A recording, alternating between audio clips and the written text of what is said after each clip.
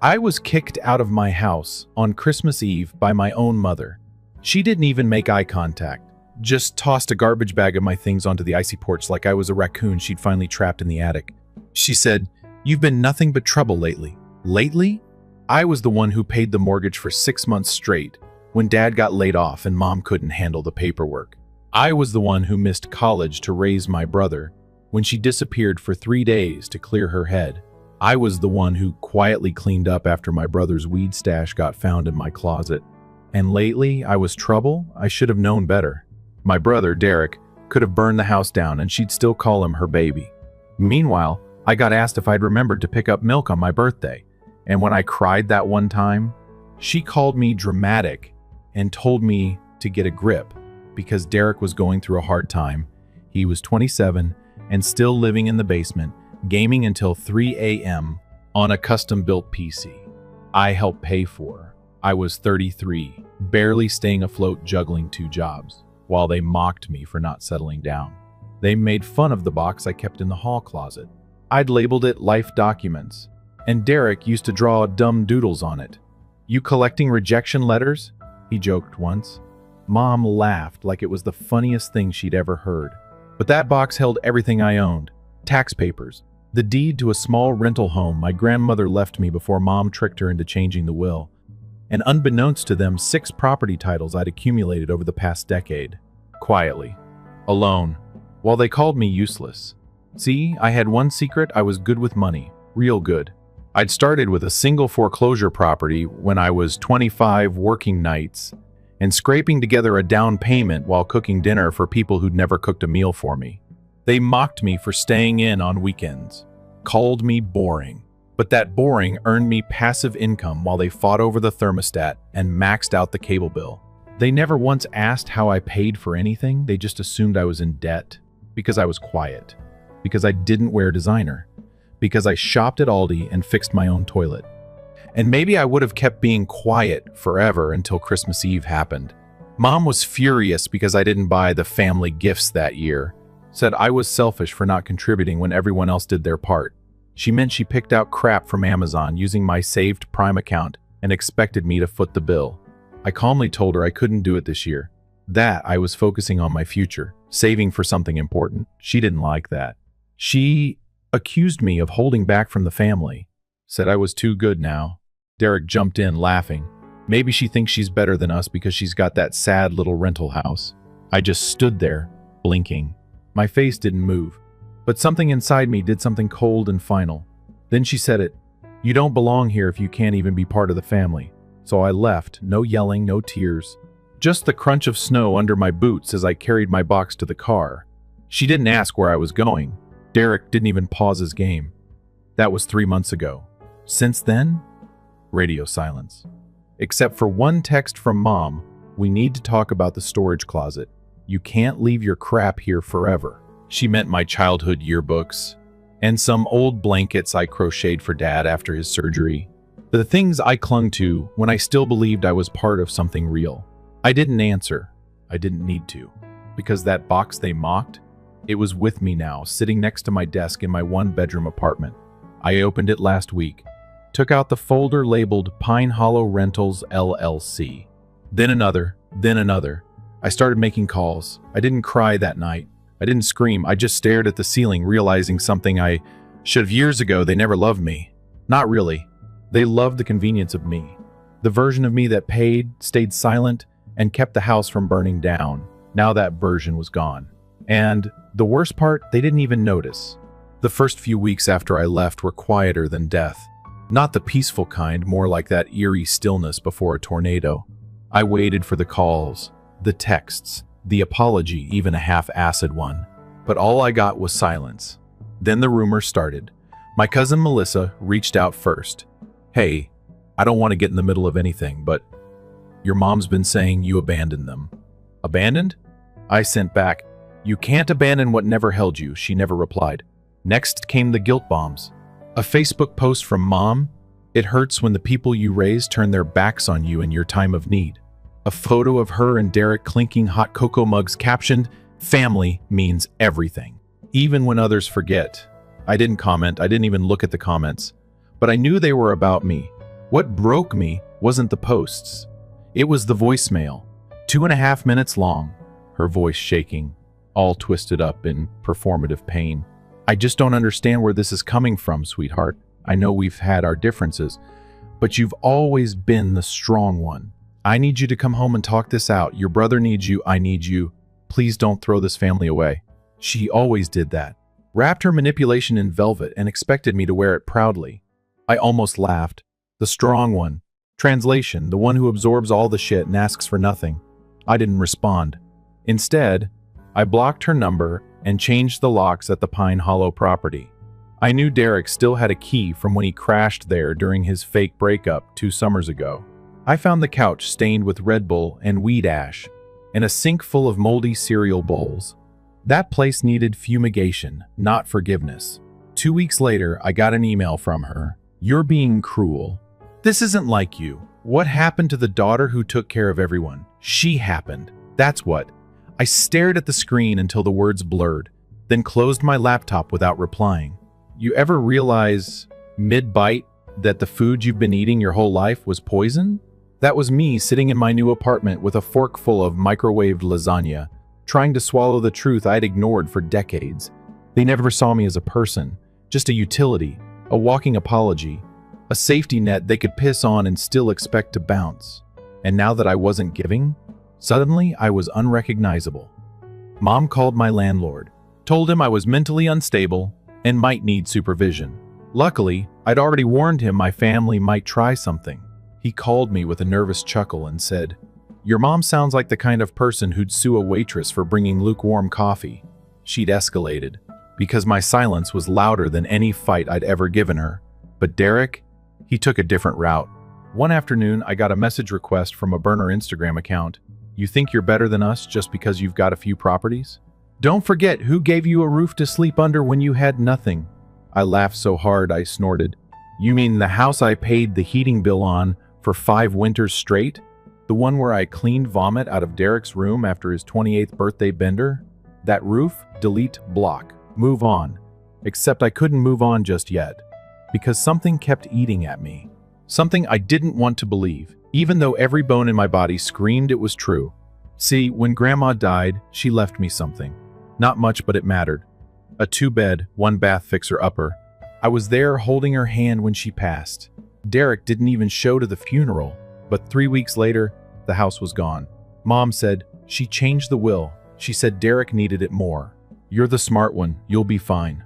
I cried in my car for an hour, then swallowed it, like I always did. But now that box, the one they laughed at, was staring at me. And in it was something I hadn't looked at in years. A manila envelope labeled Original Deed, Sycamore Lane. Sycamore Lane was my inheritance. So how did Derek end up living in it last year, calling it his investment project? I opened the envelope with shaking hands, and what I found made my stomach flip. The deed wasn't signed over to Derek. It was signed to me, legally, with notarization, filed with the county clerk's stamp, the original copy. I had the only recorded ownership. So either my mother lied, or someone forged paperwork after the fact. That was the moment I stopped crying. That was the moment I started reading. Because I wasn't just going to cut him off anymore. I was going to dig. And once I found what I was looking for, I was going to burn their little fantasy of control to the ground. The thing about digging through decades of manipulation, you stop being surprised and start getting strategic. I spent the next 2 weekends doing something I never thought I'd have the stomach for. Organizing my pain into spreadsheets. Seriously. Excel cells labeled lies, thefts, gaslighting quotes, and a column for proof. I guess that's what years of keeping every receipt, document, and scribbled will note will do to a girl. And Sycamore Lane?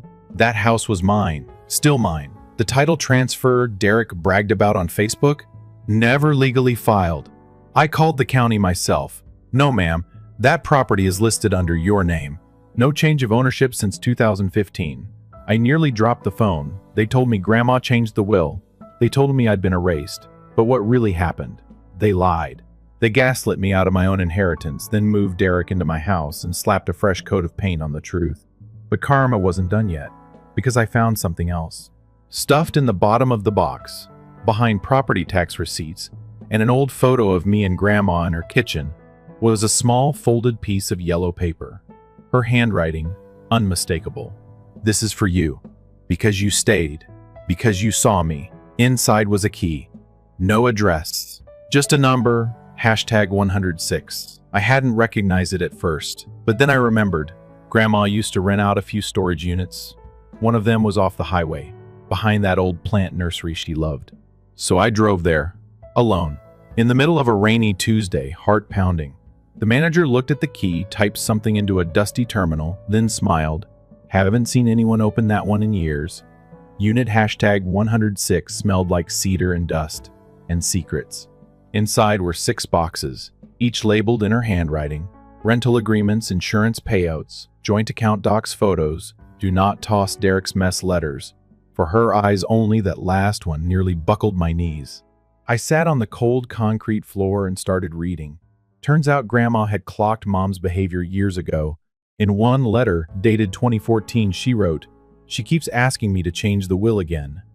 Says Derek is more vulnerable. I'm not changing it. If she pressures me again, I'll move everything into your name directly. You're the one who calls, the one who shows up." Another one had a photocopy of her life insurance policy with me as the beneficiary and a note. "If anything happens and you're told otherwise, call my lawyer. Trust no one else." I cried then. Ugly cried. Loud, choking sobs into my scarf because for the first time in years someone had seen me. Really seen me. And left breadcrumbs so I could find my way out of the gaslit maze I'd called family. When I got home, I called the number written in ballpoint pen on the back of her last letter. "Rosenthal and Keys, this is Maria," said a tired but kind voice. I explained everything, slowly, carefully. After a pause, she said, "Oh wow, you're Lila. Your grandmother told us to expect your call eventually." Eventually, like she knew they'd try to erase me. Like she built this entire paper trail knowing they'd lie.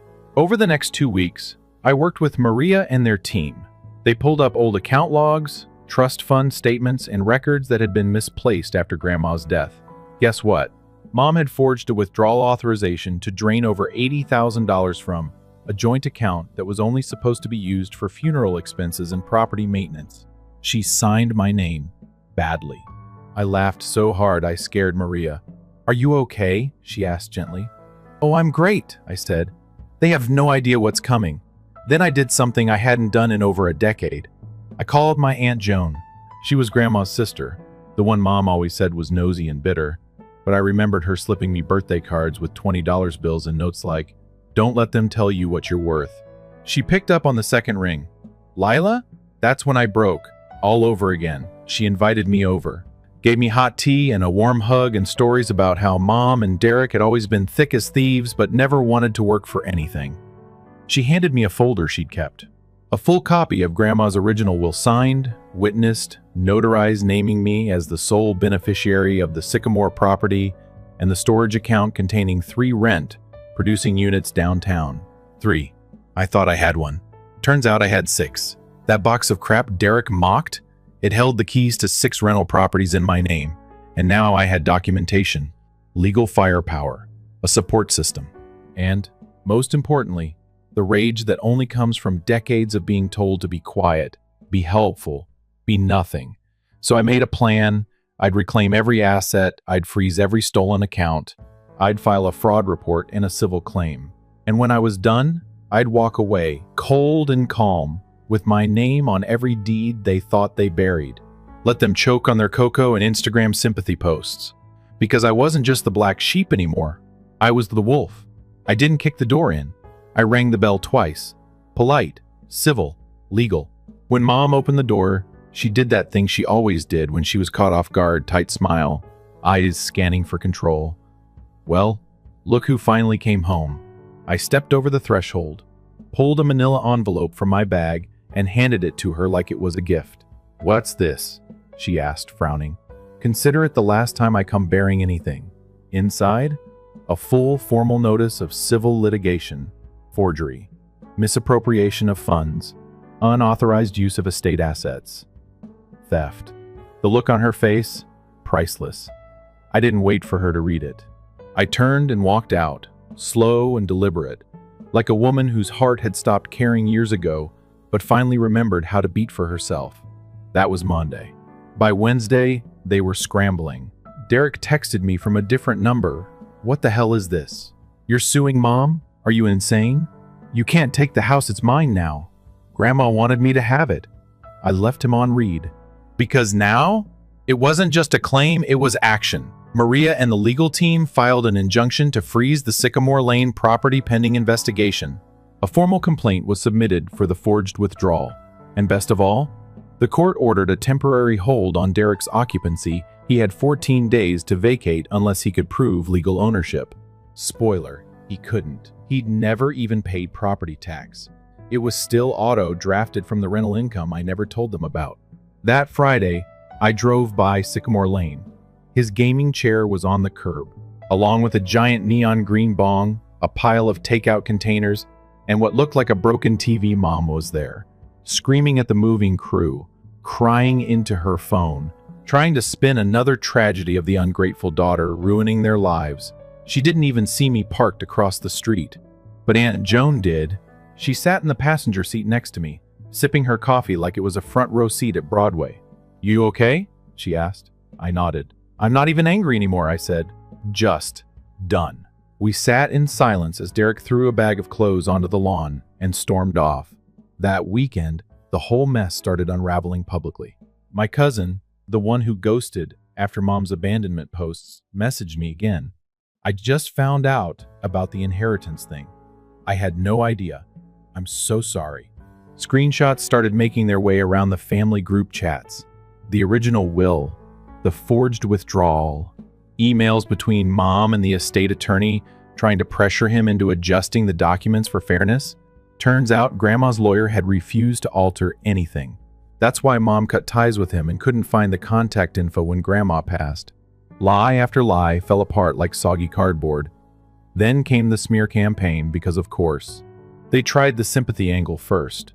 A long Facebook post from Mom about estranged children with hearts of stone and family being more than legal documents. Then the rage. She's suing her own mother over money. Unbelievable what greed can do to people. But the comments? Yeah, the comments weren't on her side this time. My old high school teacher, "Didn't Lila pay your rent for years? Maybe don't throw stones." An old neighbor, "Pretty sure your lazy daughter owns half the block downtown. Maybe check the records before you post again." Even Melissa chimed in, "I believed you. I shouldn't have." Their house of cards wasn't just wobbling, it was crumbling in real time. And while they spiraled, I flourished. Because while the court prepped for discovery, I filed new deeds, shifted my properties into an LLC, signed new leases with background checks, legal protections, and no room for charity masked as loyalty. No more rent-free favors, no more ignored boundaries.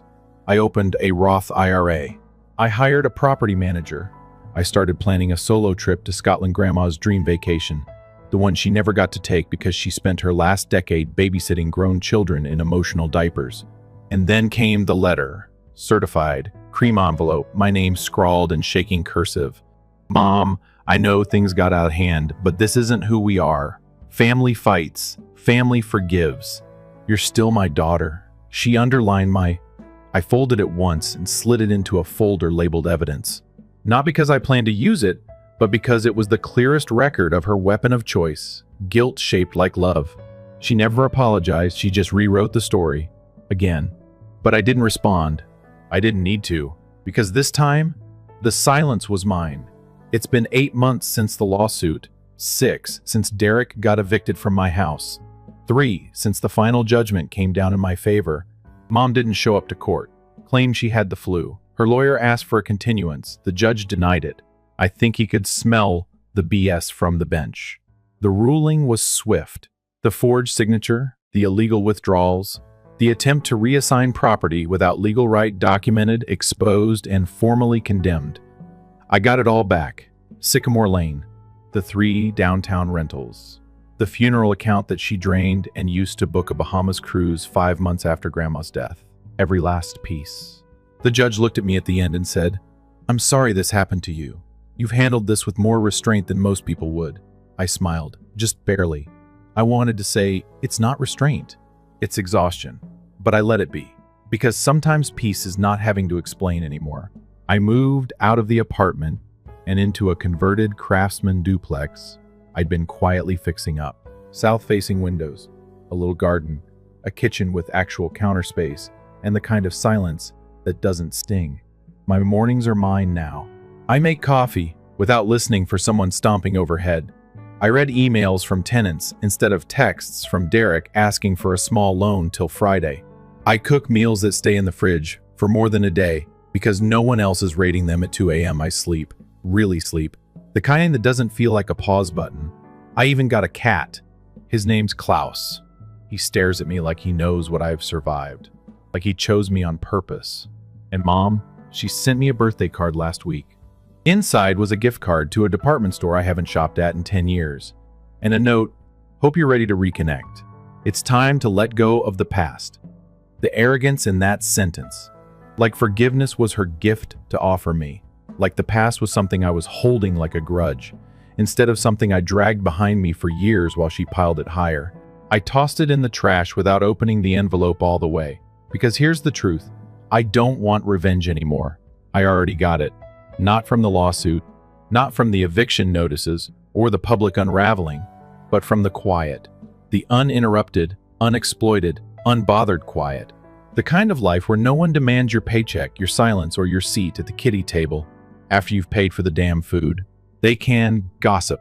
They can cry victim. They can call me cold, ungrateful, heartless. Maybe I am, but for the first time in my life, I put my heart first, and I'm never going back. Story 2, I'm Evelyn, and I was born just 4 minutes before my younger sister. Just 4 minutes, but enough to shape a lifetime of unfairness. My sister Natalie and I are twins. We grew up in the same 2-story house in suburban Salem, Oregon. But if anyone had stepped inside, they'd never believe we were sisters, let alone twins. My mom used to joke with her friends that Natalie was her perfect little copy, gentle, feminine, and stylish since birth. I, on the other hand, was too strong, too independent, too unladylike. In her words, as a kid, I didn't understand why Natalie always got everything before me. Princess dresses, toy kitchen sets, even the things I wished for but never had the chance to ask. On our 7th birthday, Natalie got an outdoor party, a 3-tier cake, and an instant camera. I was assigned to clean up afterward. When I asked why, my mom gave a dismissive smile and said, "Because you're the older sister, you should learn to share. Don't be selfish." The favoritism didn't stop at gifts, at meals. Mom always gave Natalie the best portions. If Natalie spilled water or broke a bowl, I got blamed for not watching your sister. When I got in, a mom nodded, like it meant nothing. But if Natalie earned a B+, she bragged to the whole neighborhood. I used to think maybe I was clumsy or just not good enough, but the older I got, the more I realized it wasn't about me doing something wrong. It was that I had never been looked at with fairness. I was a plan B in the very house I was born into. My dad, a quiet man who avoided conflict, never once stood up for me. He openly doted on Natalie, calling her his little princess, driving her to ballet every Saturday while I rode my bike alone to art class. Once I asked him why he never came to watch me compete in art contests. He sighed and said, "You're already good. You don't need praise." It sounded encouraging, but all I felt was an emptiness that grew day by day. The only one who truly saw me, really saw me, was my grandmother. She was the first to teach me how to hold a paintbrush and always had butter cookies ready when I was down. She once said, "Evelyn, you're like me.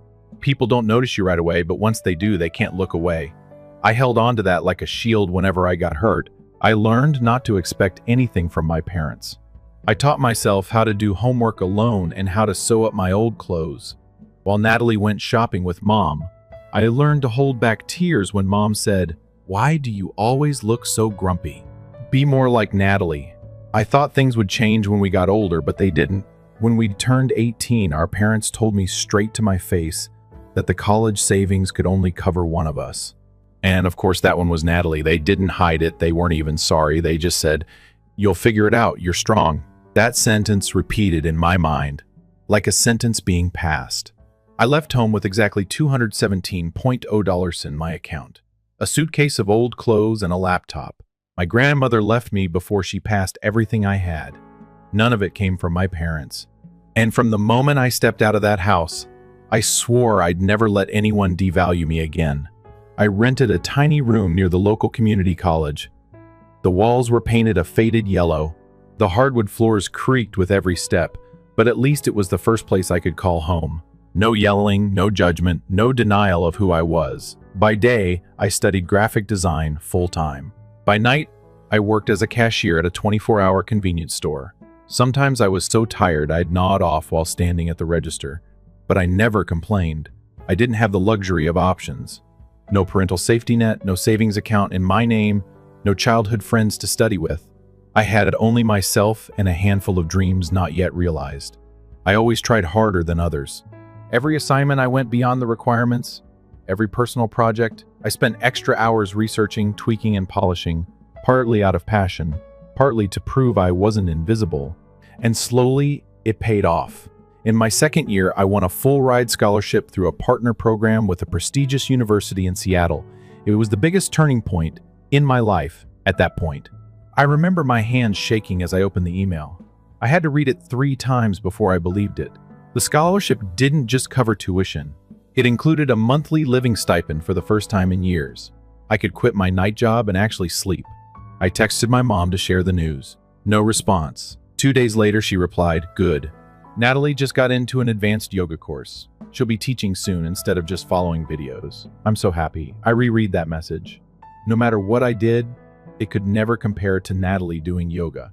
I remember in 12th grade I won first prize in a statewide art competition, and a famous judge said I had rare artistic instinct. I brought the painting home. Mom glanced at it and said, "So you're going to be a starving artist? That's not a real career." A week later, Natalie posted a scribble online with the caption, "My first drawing gig." Mom printed it out, framed it, and hung it in the living room. I once told Dad I'd been selected as a teaching assistant for the illustration department. Honor.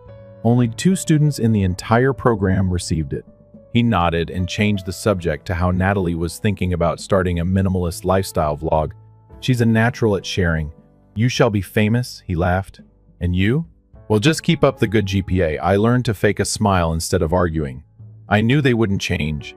To them, Natalie would always be the graceful pride, and I'd be the independent fighter, meaning they could conveniently leave me out because I was strong. But I started to understand. I wasn't striving to impress them. I was striving to free myself from their definitions. I didn't need their approval, but I did need to recognize my own worth. Officer Carson, my mentor, once said, "Evelyn, you have the eye of a visual storyteller, and that's not something you can teach." That sentence lit up my world in those darkest months. I started painting more, uploading my work to a design forum. To my surprise, a digital art magazine reached out and asked to interview me for their Rising Star section. When the article came out, I secretly sent the link to my mom. 3 weeks later, she replied, "Too long." I didn't read all of it, but Natalie just dyed her hair. It looks amazing. I wasn't angry. I just felt nothing. That's when I knew I had truly grown up. When their silence no longer suffocated me, I printed that interview and slipped it into a journal where I kept everything that made me proud. I knew there were more obstacles ahead. I'd moved to Seattle at 20 to start the transfer program at a top private university, and ironically, just a few months later, Natalie applied and got accepted to the same school. We weren't in the same major. I studied visual communications. She enrolled in marketing communications, but the campus was small enough that I'd catch glimpses of her around lecture halls, the cafeteria, or the library. She always wore an expensive hoodie, spotless sneakers, and a designer bag. I knew Mom picked it out. I remember the first day of the school year. Natalie arrived in a car Dad rented just for her. I took the bus almost an hour from my tiny rental on the edge of the city. I never said it aloud, but every time I stepped through that school gate, I felt like I was walking into a world I didn't belong to. Everything gleamed. Everything was polished. And I was all patched up. Natalie lived in the nicest dorm on campus. A double room she paid to have all to herself. Our parents not only covered her full tuition, they sent her a monthly allowance so she could focus without worries. As for me, I worked 3 jobs, waiting tables at a pizza place in the evenings, cleaning the library lobby early mornings, and picking up small freelance design gigs online on weekends. Some nights I barely slept. I worked and I studied. I survived in a tiny room where I had to curl up just to fit on a worn-out sofa left behind by a previous tenant. But I never once complained. Not because I wasn't tired, but because I was so used to having only myself to count on. One time during a joint visual communication class, the professor assigned a group presentation. Natalie and I were placed in the same group. Coincidence or irony? I still don't know. During the discussion, I suggested a campaign using illustrated graphics with interactive video. Natalie scoffed. That idea is creative, but kind of hard to understand. I think we should go with something simpler, more accessible. Let's do spring fashion, fun, bright, and viral. And the rest of the group agreed with her. And I, not wanting to cause tension, nodded. I ended up doing all the graphic design, video editing, and effects, while Natalie made the slideshow and gave the main presentation. After class, the professor sent me a private email. I know you built the foundation of this entire project. You have leadership potential, but you need to learn to speak up and stand by your ideas. I read that email over and over all night. It was both praise and a sting, because he was right. I was always the quiet shadow behind the scenes. Natalie was different. She stood out. She organized photo shoots and ran the fashion club. Always knew just what to say. To be called charming and confident on social media, she had thousands of followers. My parents constantly bragged to relatives. Natalie fits in so quickly. She's a natural leader. She knows how to build a personal brand. And me? My mom once called just to ask, "Did you send groceries to Natalie yet?" She said she's been too busy to get to the store this week. I didn't respond. I stood in my cramped kitchen, staring at the discounted pack of ramen in my hand, speechless. I knew I wasn't invisible. I knew I was on the right path. But sometimes watching Natalie get honored at school events, while I stood under the dim lights below, my heart still sank. I wasn't jealous of her. I just wished just once my parents could look at me, really look and say, "You did great, Evelyn." But maybe that would never happen. And in that exact moment, I realized I would stop waiting. Not everyone is born to be acknowledged by the people they most hope to impress, but that doesn't mean they don't deserve it. At the end of my third semester, while most students were planning spring break trips, I quietly applied for internships. No one told me to. No one encouraged me. I read the postings on the school bulletin board, sent out email after email, and edited every line of my resume. Like my future depended on each period. Natalie was different.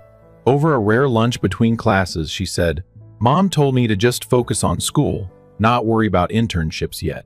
Dad will help me get a spot through his connections later." I just smiled. I didn't have those kinds of connections. Eventually, after 7 emails and 3 interviews, I was accepted as a design intern at a creative agency focused on educational media. The pay was low, but the office was cozy. The environment professional, and most importantly, they let me do real work, not filing papers or making coffee. I received feedback, revised my drafts, and saw my designs actually get printed for the first time. At the same time, I enrolled in an evening advanced class on interactive interface simulation. It only met Friday nights, and barely anyone was interested, but I knew it was a skill employers were looking for. I cut my pizza shop shifts and made up for it with extra freelance gigs on weekends. Life back then was all about sketches, deadlines, and instant noodles, but I felt like I was living, not just surviving.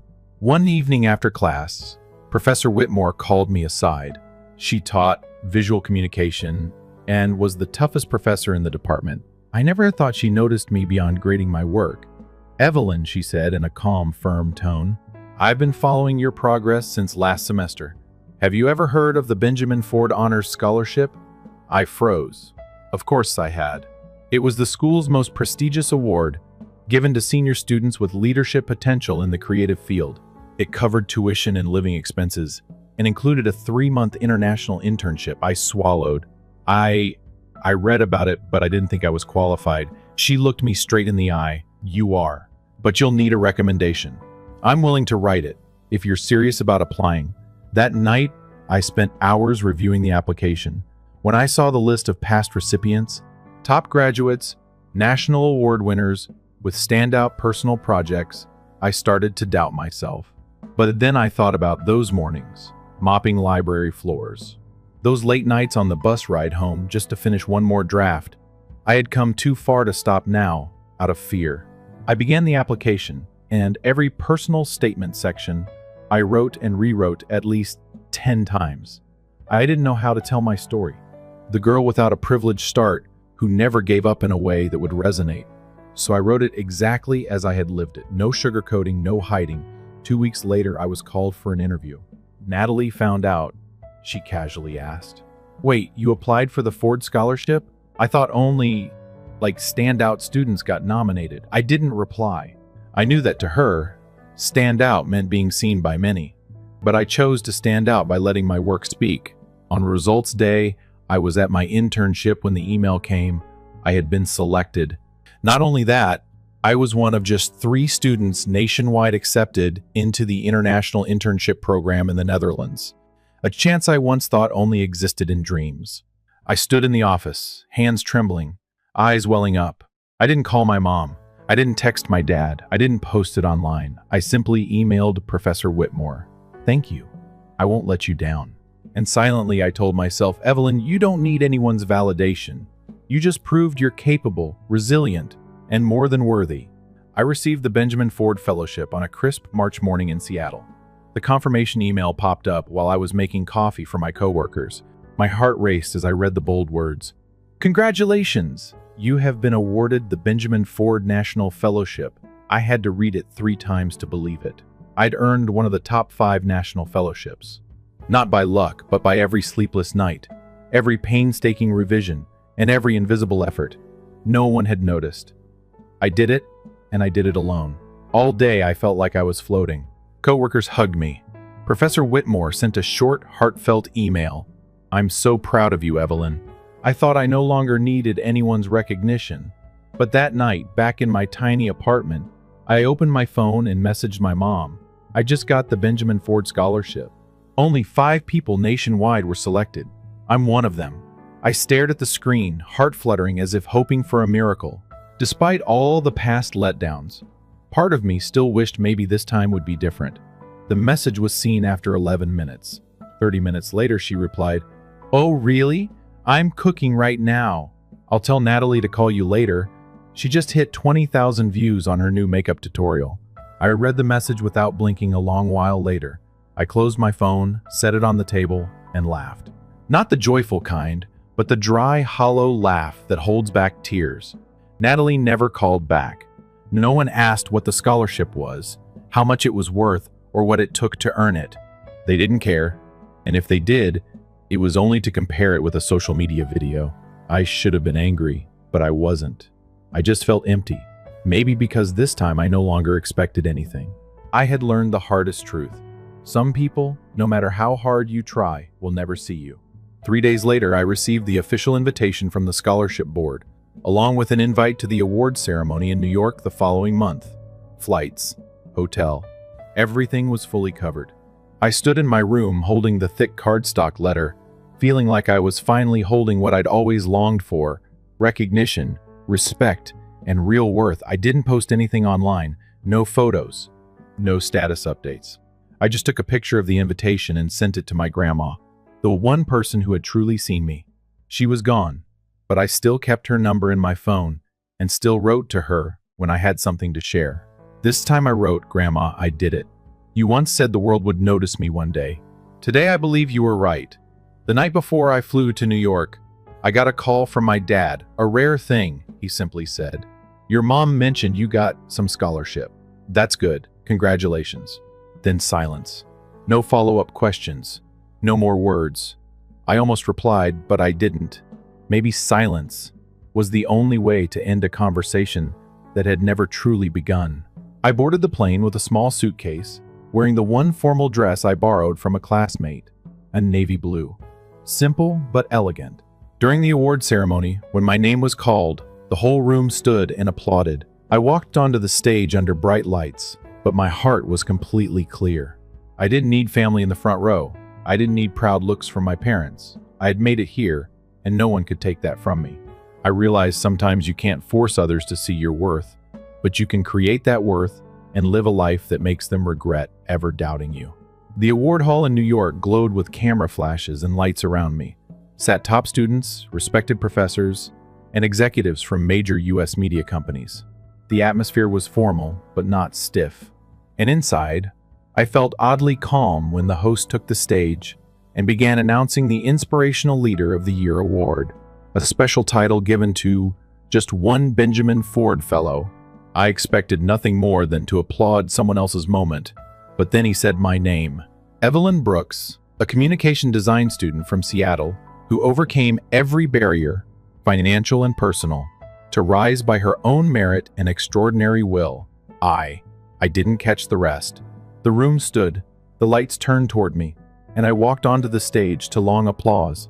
I accepted the glass trophy, my hands trembling slightly, but my eyes unwavering. This moment was mine, and I knew I had earned it. After the ceremony, I was invited backstage to a private networking event for standout candidates. There I met Jacqueline Myers, the creative director of a multinational media company and someone I had idolized since high school. "Evelyn, I've read your file," she said, shaking my hand. Her gaze was sharp but warm. "You don't just have talent, you have grit. We'd like to offer you a spot in our mentorship program for rising creatives. We'll cover all your living expenses through the end of the year so you can focus fully on growing your skills." I held my breath. This wasn't just an opportunity. It was a turning point. I left the event under the soft, glowing lights of New York City. My phone buzzed nonstop with messages from friends, professors, and even people I didn't know who had seen the short video of my speech posted online. Within a few hours, it had been shared thousands of times. I opened a message from an unknown number. It was my mom. "I just watched your speech. You spoke so confidently. Your father saw it too. He said maybe we never really understood you." A short message, no apology, no direct acknowledgement, but it was the first time they admitted that there might be something about me worth reconsidering. I didn't respond right away. I needed time not to forgive, but to figure out whether I still needed their approval at all.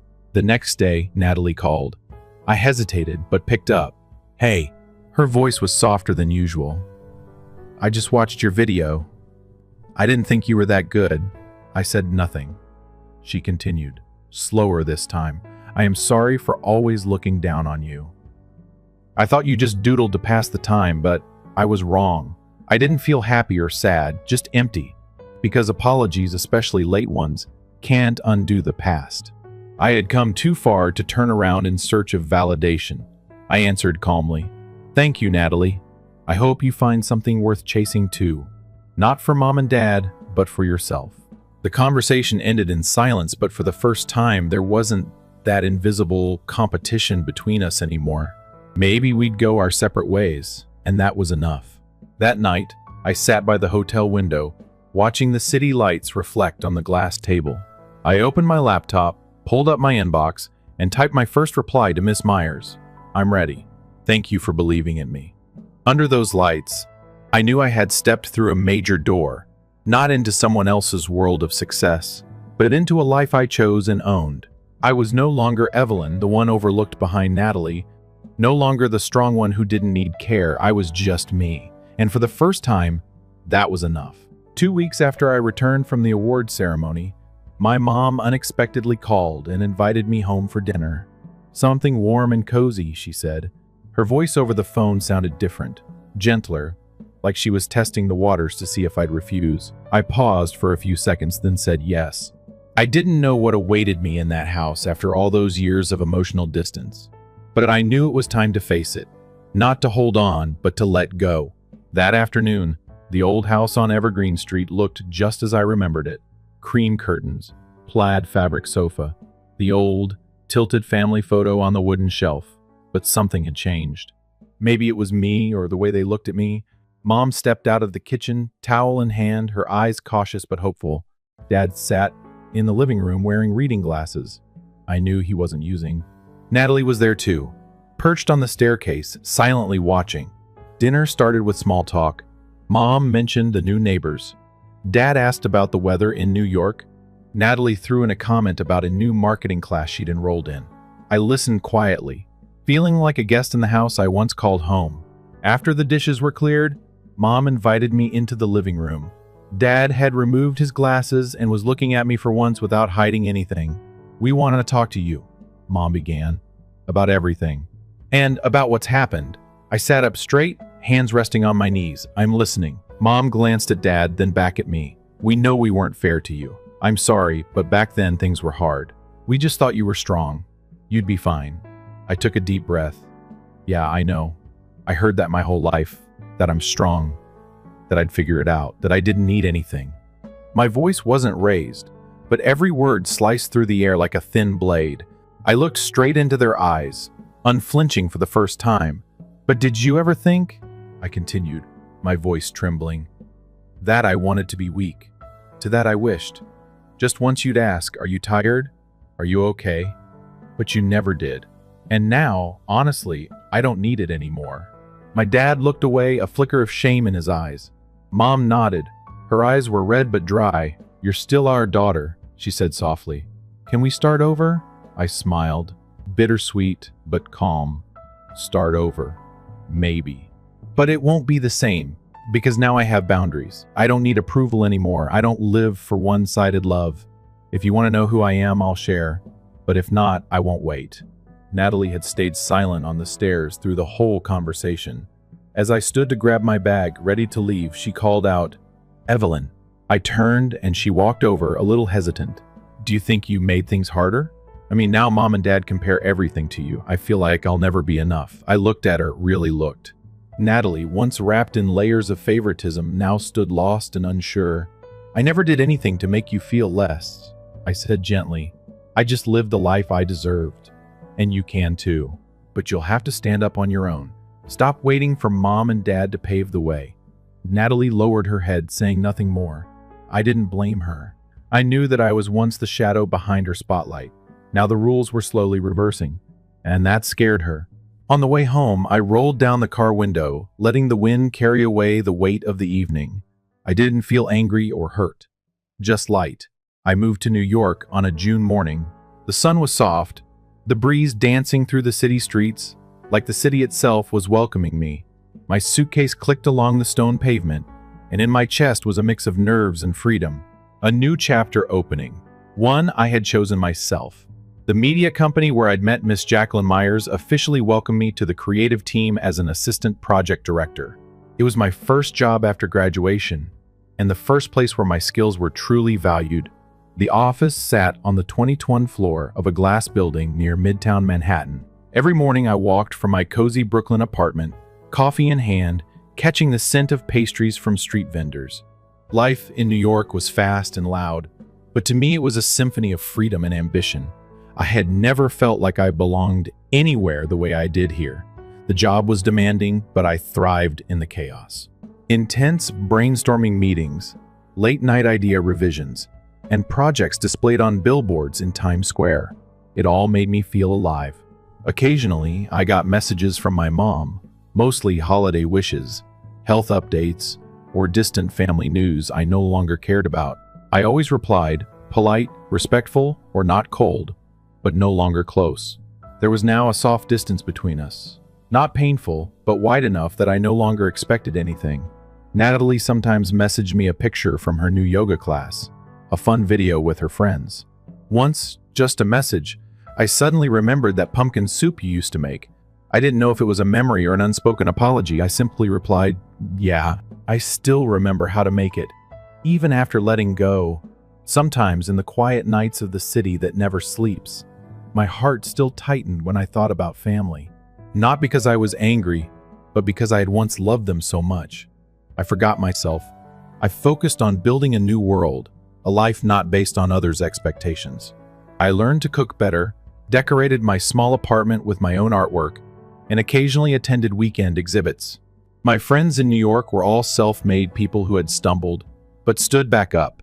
They didn't know my past, and I didn't need them to. One evening, over drinks with friends after work, someone asked me, "Evelyn, you always seem so strong and composed. Have you ever needed someone to lean on?" I smiled without bitterness.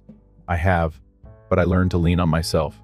And honestly, it's not a bad feeling. This city has taught me many things, including that I don't need anyone to define me. Distance doesn't always mean loss. Sometimes it's a space to reflect and realize what truly matters. I'm no longer the girl who waited for a father's glance, a mother's praise, or a genuine hug from her sister. I'm Evelyn, the version of myself that I had to fight to become. I still call home on major holidays. Mom talks more now, mostly about health recipes or what flowers the neighbor just planted. Dad usually just says hi, then goes quiet. Natalie sometimes jumps in with small talk. We all know the connection now is just a gentle obligation, not a tether of the heart. I left not to run, but to begin a new life, one where I didn't need anyone's permission to live, honestly. And here in this city that never sleeps, I finally awakened. I turned 26 on a clear fall morning in New York. No loud parties, no glowing candles on a cake, just a hot cup of coffee, a small pastry roll, and the soft sunlight spilling through the fifth-floor apartment window I now called home.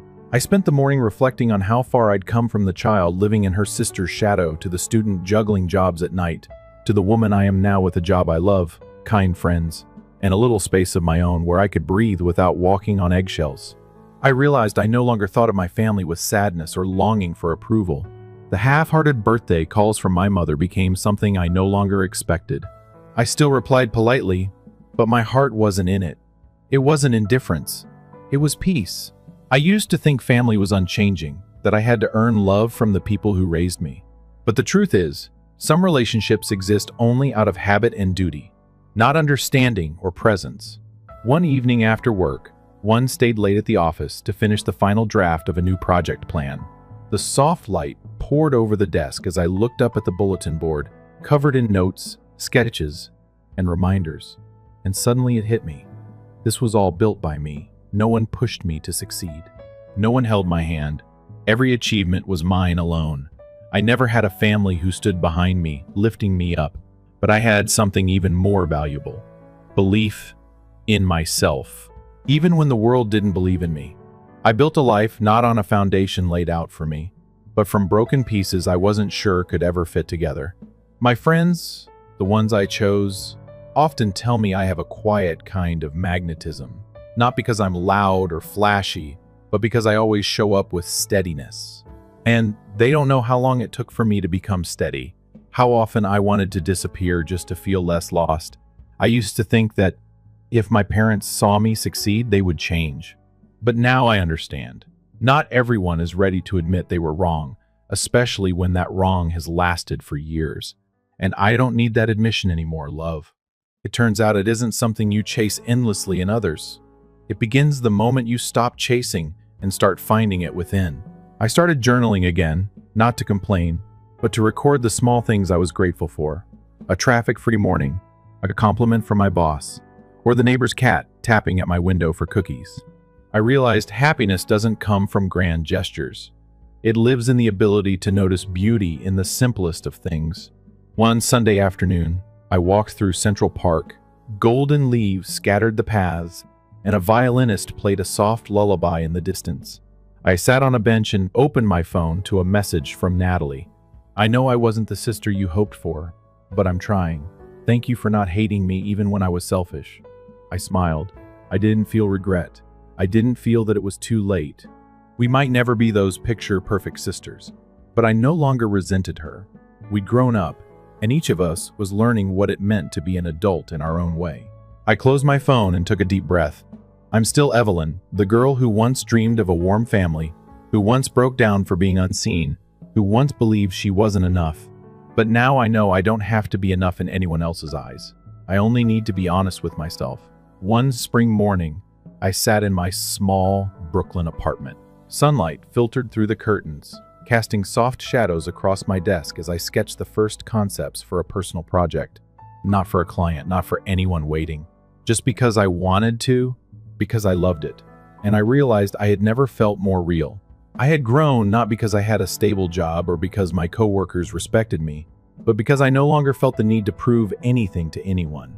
I still called home now and then to check on Mom's health. The conversations were short and gentle, no longer laced with bitterness. Dad didn't say much, but once he told me, "Your mom talks about you a lot about your work. She's proud. She just doesn't know how to say it." I didn't ask for more. I smiled, thanked him, and changed the subject because I understood some things don't need to be spoken aloud to be real. Natalie lives in Portland now. She just started her first job after completing a mental health coaching course. She sent me a picture of the small class she leads along with a short note. "You once told me to find something for myself. I think I finally get it." I replied with a heart emoji and a quick congrats. No need for long explanations between us now. The connection wasn't about obligation. It came from a sincere effort to understand each other. Late but honest. I no longer resent my family. I don't romanticize the past either.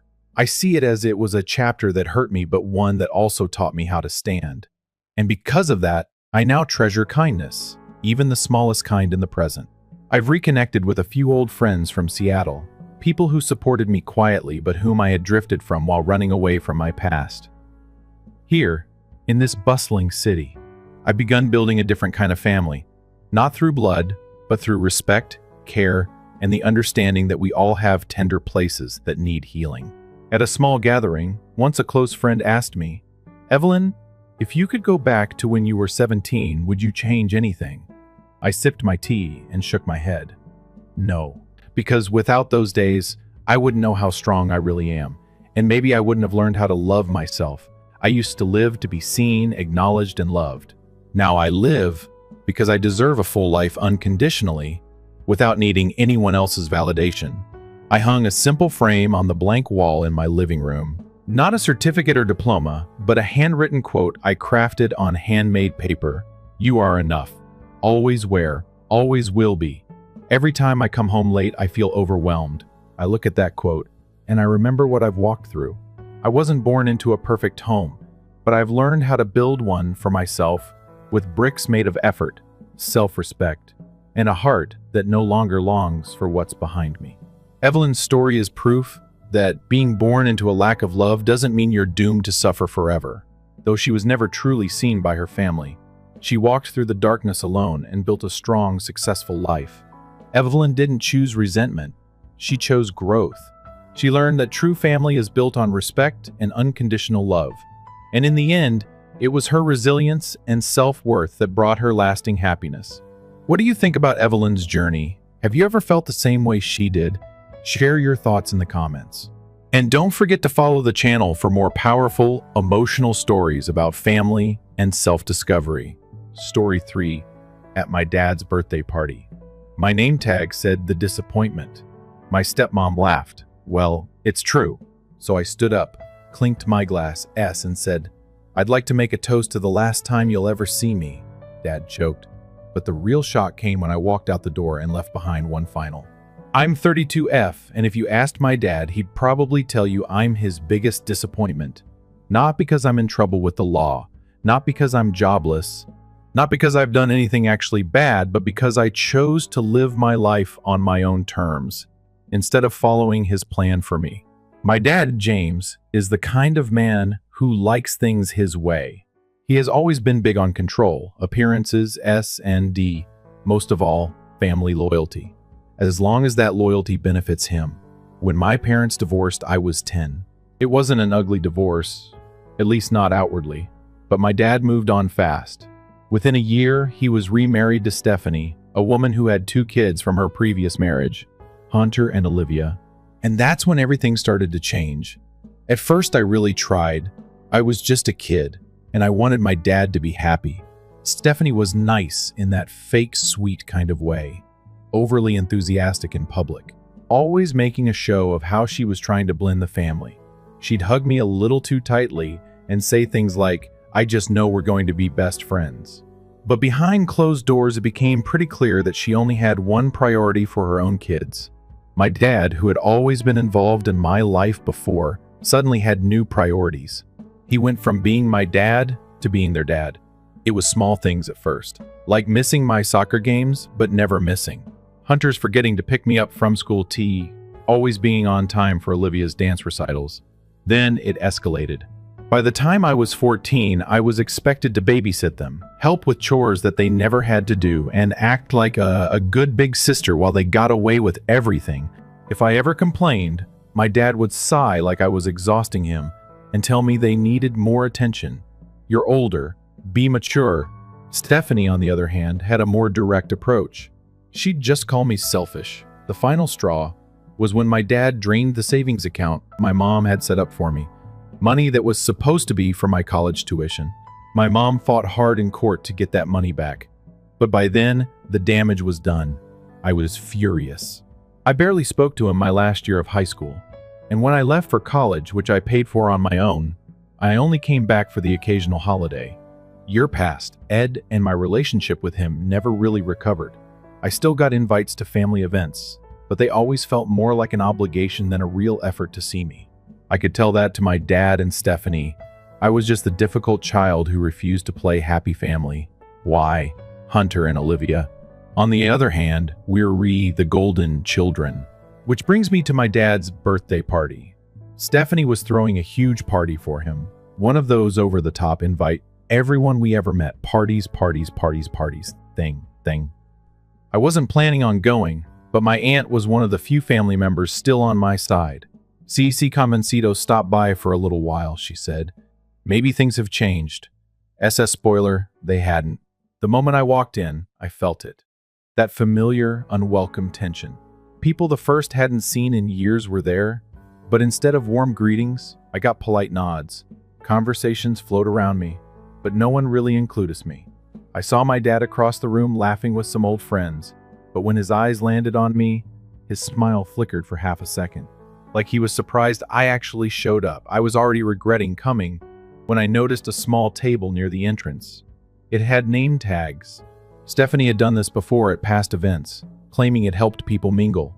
It was her thing. Most of the tags were normal. Uncle Mark, Cousin Rachel, Neighbor Tom, and then I saw mine. And I froze because my name tag didn't just say my name. It said something else, something that made my stomach turn. I picked it up, staring at it, and from across the room I heard a familiar laugh. Stephanie's. She was watching me, a wine glass in hand, an amused little smirk on her face. I clenched the name tag in my fingers, heat rising in my chest. This was not going to go the way she thought it would. I stood there for a moment, gripping the name tag between my fingers. My brain took extra second to process what I was looking at. It had my name, but underneath, in smaller letters, someone had written ointment. At first I thought maybe it was some kind of joke, some awful, tasteless joke, maybe a cousin trying to be funny, maybe an unfortunate mix-up. But then I heard her laugh. Stephanie. I looked up and found her across the room, standing near the bar, sipping her wine like she didn't have a care in the world. Our eyes met, and that slow, satisfied smirk spread across her face. I could feel my pulse in my ears. A few people had noticed me standing there now, a couple of glances in my direction. No one said anything, but I could feel the weight of it, the expectation. I could almost hear the words they weren't saying. Don't make a scene. I took a slow breath and put the name tag back down on the table. I smoothed it out, aligning it perfectly with the others. For a second, I almost laughed. Of course. She did something like this. This was classic Stephanie. Not an outright insult. Not something blatant enough for people to immediately call her out on, but something just subtle enough that if I reacted, I'd look like the problem. I should have known the second I walked through the door that something like this was coming. A hand touched my shoulder, and I turned to see my aunt, the only person in this family who had ever really understood me. Her brows were drawn together, her lips pressed into a tight line. She'd seen the name tag. Her eyes flickered toward Stephanie. "Are you okay?" she asked softly. I forced a tight smile. "Yeah," I said, "I'm fine." But I wasn't. I was exhausted. Exhausted in a way that I didn't even know how to describe because this wasn't new. This wasn't even the worst thing she'd done. This was just the latest in a long pattern of making sure I always knew my place. I should have walked out right then. I should have turned around and left, but something in me said no, not this time. So instead I took a deep breath, squared my shoulders, and did something that I knew would catch them off guard. I smiled a real easy smile, like nothing had happened at all. Then I picked up a glass of champagne from a passing server, clinked it lightly with my nail, and turned toward the room. Because if Stephanie wanted to show, I was going to give her one. I raised my glass just slightly, feeling the weight of the room shift as a few people glanced in my direction. I hadn't made a scene, not yet, but the quiet clink of my nail against the glass had drawn just enough attention, just enough to make Stephanie hesitate for a fraction of a second before taking another slow sip of her wine. Her eyes narrowed slightly, like she was trying to figure out what I was doing. I let the moment stretch just a little longer than necessary, like I was considering making a toast before I gave a small shake of my head and turned away, heading deeper into the party. I wasn't going to give her the satisfaction of reacting. Not yet. The party itself was exactly what I expected. Crowded, overly polished, with expensive catering and carefully curated decoration. Stephanie had gone all out, as she always did, because everything in her life had to be a performance. It wasn't just about celebrating my dad's birthday. It was about showing off, about making sure people knew how perfect her life was, how loved she and my father were, and how successful their children had become.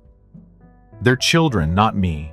Hunter and Olivia were already holding court in the middle of the room, surrounded by a small group of relatives who were all nodding along as Olivia gushed about her upcoming wedding. And, of course, Dad's paying for everything, she was saying, flashing a smile as she twirled the massive diamond on her finger. We wanted something tasteful, you know. A really elegant wedding. Not one of those tacky Pinterest disasters. I bit back a laugh. Olivia had always been like this. Polished, rehearsed. Just the right amount of self-absorbed to make sure everything revolved around her, without seeming too obvious about it. Hunter, meanwhile, was leaning against the bar, nodding along as a few of my dad's old friends congratulated him on his new job, which I was certain he hadn't actually earned. Hunter had never worked for anything in his life. Every opportunity had been handed to him. Every mistake was quietly cleaned up by my father. I was halfway to walk over and insert myself into the conversation, just to watch them squirm. But before I could, I heard my father's voice. He said, and when I turned, he was already making his way toward me, a drink in hand. His expression was carefully neutral. I didn't think you were going to come. I smiled, but it wasn't a real smile. Wouldn't miss it. He nodded, glancing at the room around us before looking back at me. You've been keeping busy, I hear. There it was. The polite, careful way he avoided actually asking anything about my life the same way he always did. I nodded. Yeah, work's been good. I bought a house last year. His brow lifted slightly. A house? Yep. He took a sip of his drink, not asking anything else. That was the thing about my dad. He hated when I did anything that made it impossible for him to see me as the failure he always thought I'd be. Every time I did something on my own without his money or his help, it chipped away at the narrative he'd built around me. The one where I was lost and selfish and immature. He didn't like that. He much preferred the version of me he could shake his head at, the version he could talk about in pitying tones when people asked about me. I could feel him searching for something to say, some kind of subtle dig.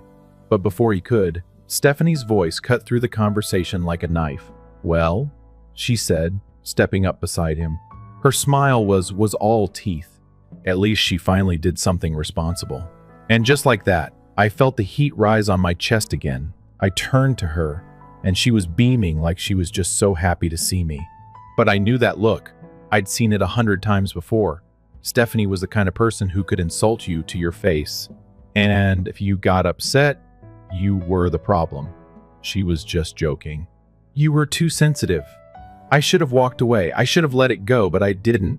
Because something about this night, about this whole thing, was sitting wrong with me. Maybe it was the name tag.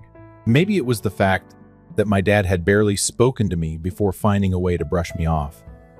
Maybe it was the way the entire room was filled with people who had never really been my family. Whatever it was, I was done.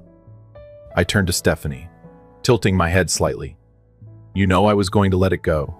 I said, voice lied, but I have to ask, whose idea was the name tag? I saw the flicker of something cross her face just for a split second. Oh, come on, she said, laughing. You always take things so personally. It was funny. I nodded. Right. Hilarious. She shrugged, sipping her wine. You know, if you spent less time being angry all the time, maybe you'd be. I held up a finger, cutting her off. Actually, I said, voice calm.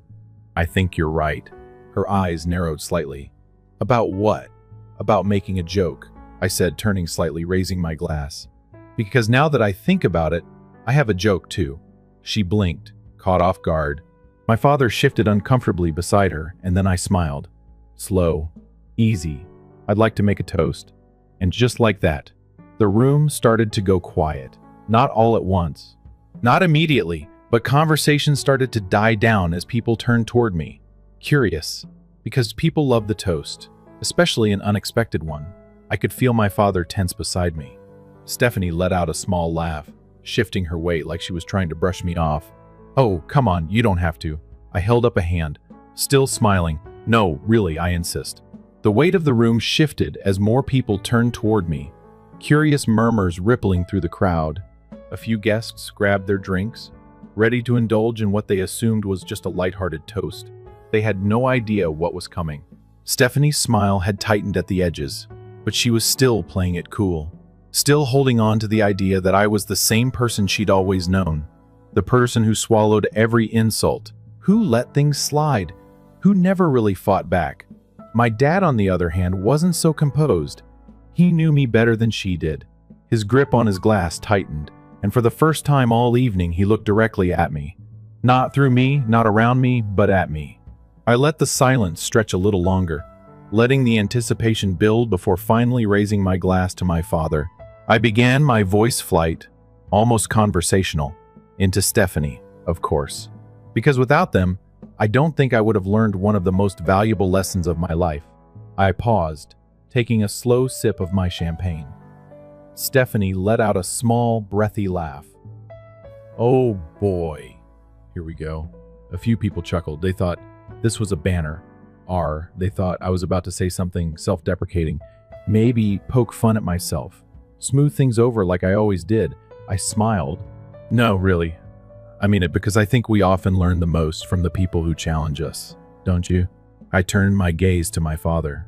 "Dad, you always told me that family is supposed to build each other up, that we should support one another, celebrate each other's successes." My father's throat bobbed as he swallowed, his grip tightening on his drink. He didn't like where this was going, and I used to believe that. I continued. I really did. But then somewhere along the way, I realized something. The room was almost completely silent now. Stephanie's fingers were curled so tightly around the stem of her wine glass that I half wondered if it would snap. I set my glass down gently on the table beside me. I realized that for some people, support only exists when you fit into the version of yourself they want you to be. And as long as you play the role they've written for you, whether it's the golden child or the black sheep, they'll keep you right where they need you. And if you step outside that role, I exhaled sharply, shaking my head. Well, that's when they show you how they really feel.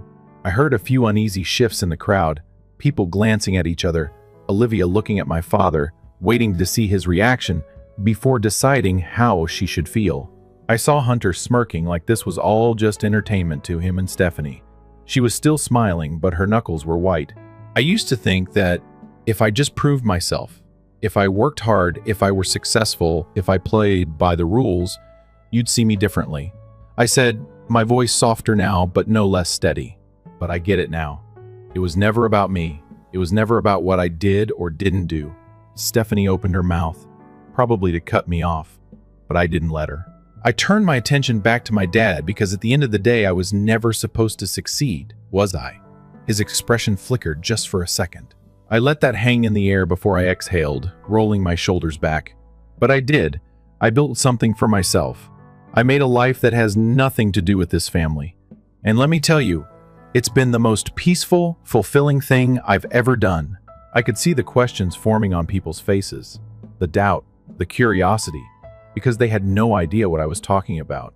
I was done letting them believe the version of me that Stephanie and my father had carefully crafted over the years.